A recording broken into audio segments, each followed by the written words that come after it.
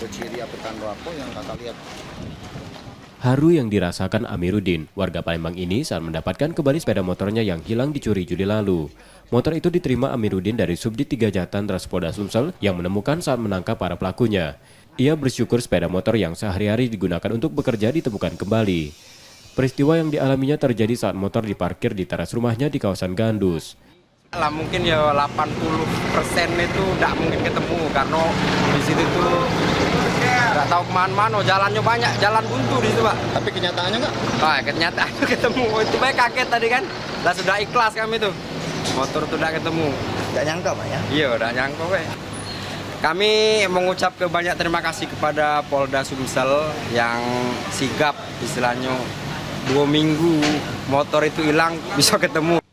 Para tersangka pencurian yang ditangkap 2 pekan lalu kini menjalani proses hukum dan ditahan di Polda Sumatera Selatan.